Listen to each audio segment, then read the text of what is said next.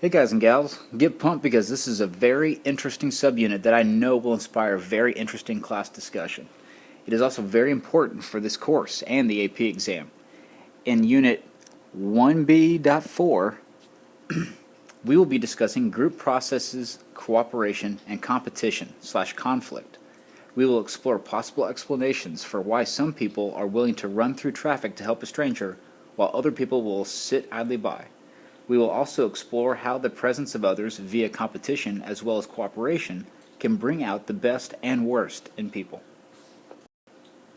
We begin with group processes, or group dynamics. Group processes can apply to a wide variety of social interactions, such as interactions between people within a group, interactions between separate and sometimes opposing groups, and individual behaviors and decisions that those inner and outer groups motivate. Our first major concept under investigation is social facilitation, which occurs while in the presence of others. People will demonstrate strong performance on a well-learned task. For example, Bill is at Six Flags with his friends when he notices his shoes are untied. He stops and ties them very quickly so that his friends don't walk off and leave him. He tied his shoe way faster than he would have if he were waking up in his room alone early in the morning for school. Social facilitation also applies to tasks in which people are not as well learned. While being observed by others, we perform poorly learned tasks much worse than we would if performing the task alone in solitude. I am terrible at basketball, for example, so if I were asked to take a free throw with the game on the line, just imagine all the pressure of the teammates and fans watching. I would probably miss that shot. The reason for these effects of social facilitation on our task performance is due to arousal. Let me underline this. Arousal. Very important. When others observe us, we become aroused. That arousal can hinder poorly learned tasks and enhance well-learned tasks, as we have just demonstrated. Also, when referring to tasks, physical tasks are typically associated with easy tasks, whereas mental tasks are typically associated with more difficult tasks. Imagine how well you would perform on the Unit 1 exam if I were to stand over your shoulder watching you answer every question. Would you do better or worse, you think? Statistics say you would do much worse than if I were standing over your shoulder. Social loafing is a concept that I'm sure you are all familiar with. This is when one or more individuals put less effort into group work because of the expectation that other members will pick up the slack for them. You may have experienced this while working in a group project for class, and you had a group member who did not contribute nearly as much as the other members, but they still received the same grade. Isn't that frustrating? That is social loafing at its finest. Social loafing can have very extreme consequences for the business world. According to a study conducted as early as 2013, employees of American businesses spent on average over $4,000 a year per person on personal data usage during working hours. They do this, the study finds, by using personal media, researching wedding plans, online shopping, and other things. Using company technology on company time costing millions of dollars across the country. Think of ways to combat social loafing in and out of class for in-class discussion. De-individuation is the loss of self-restraint that occurs in group situations that foster arousal and, more significantly, anonymity. Think about this question for a second. If you were walking down a street, would you just randomly start screaming and jumping around like a maniac? Maybe even vandalize a car or two? No! There's no way you would do that. And why not? People would probably see you do it and report you to the police. Plus, it's just really abnormal behavior. However, if your favorite sports team lost the championship game, and in their extreme rage and disappointment in the team's failure, the other fans around you began to riot, in all likelihood, you would partake in that rioting as well. This is because your individual responsibility for your actions has been dissolved onto the group, so that any damage you cause or property you destroy is not the fault of yours alone, but of the situation and the atmosphere that the larger group has created. The concept of de-individuation also applies to conformity, which we'll be covering later in this unit. Would you be willing to do things while wearing a mask that you would not otherwise do while not wearing a mask? That is the effect of anonymity on de-individuation.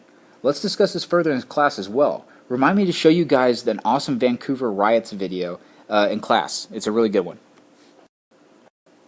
Unfortunately, I don't have time in this video to tell you the tale of Kitty Genovese.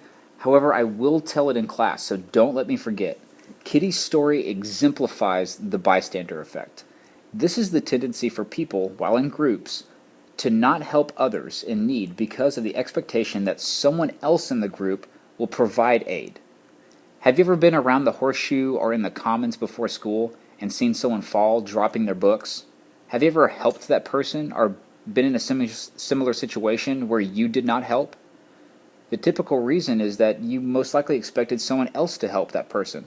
This is called diffusion of responsibility, where you diffuse individual responsibility onto the group, so you don't have to take responsibility.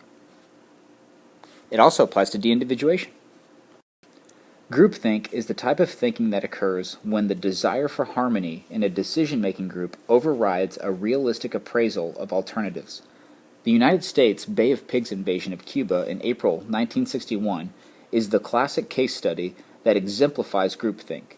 The invasion's plan was initiated by the Eisenhower administration, but when the Kennedy White House took over, it uncritically accepted the CIA's plan. When some people attempted to present their objections to the plan, the Kennedy team as a whole ignored these objections and kept believing in the morality of their plan. Eventually, those people minimized their own doubts, performing self-censorship.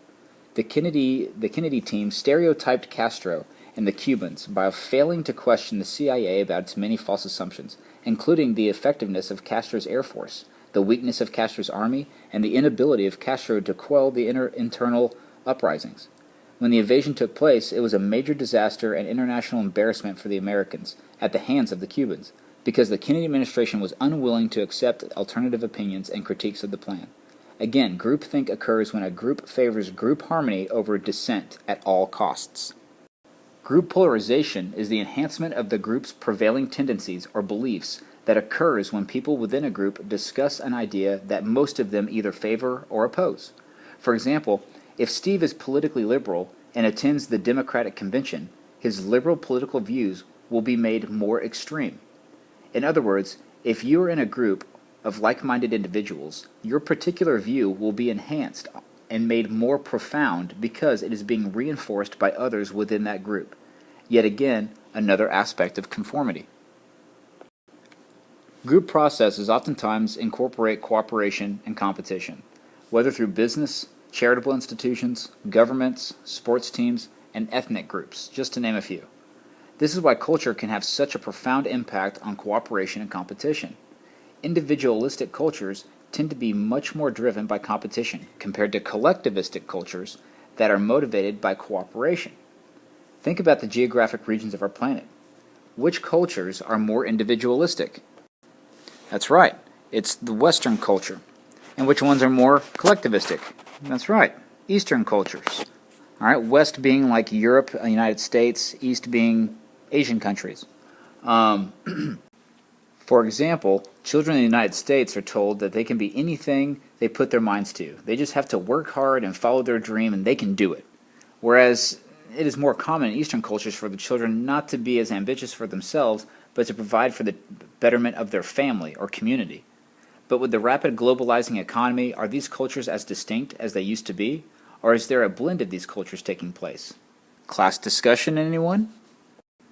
But don't forget, it's important to take note that individualistic cultures are more competitive and collectivistic cultures are more cooperative.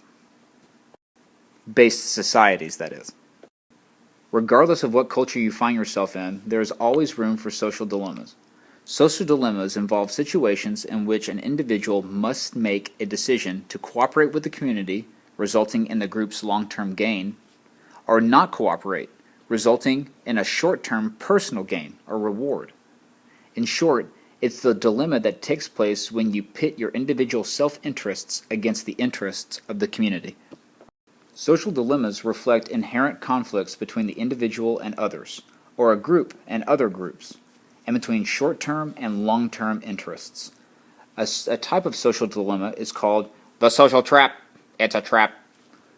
The social trap is used to describe a situation in which a person or group of people act to obtain short-term individual gains, which in the long run leads to a loss for the group as a whole. The deforestation of the rainforest in Brazil is a perfect example. While lumber mills are currently making a fortune exploiting and destroying the rainforest, continued deforestation will devastate the wildlife of the region and diminish tourist attraction, which could possibly weaken the economy of Brazil over the long run. Or I need money to pay for my son's medical bills, so I go and rob a bank. The money I made from the robbery enabled me to afford his operation, but the community members who use the bank will be negatively affected, and I will be in prison, unable to enjoy time with my son. Interpersonal conflicts refer to conflicts between two individuals. This can happen for a number of reasons, like jealousy, revenge, competition for scarce resources, bad communication, just to name a few. Interpersonal conflicts typically occur due to how people are different from one another. We have varied personalities, which usually result in incompatible choices and opinions. It is a natural occurrence which can eventually help in personal growth or developing our relationships with others. Think about a friendship strengthening after an argument and then reconciliation. In addition, coming up with the adjustments is necessary for managing this type of conflict. However, when interpersonal conflict gets too destructive, calling in a mediator would help so as to have it resolved. Like have a parent mediate between two siblings, for example.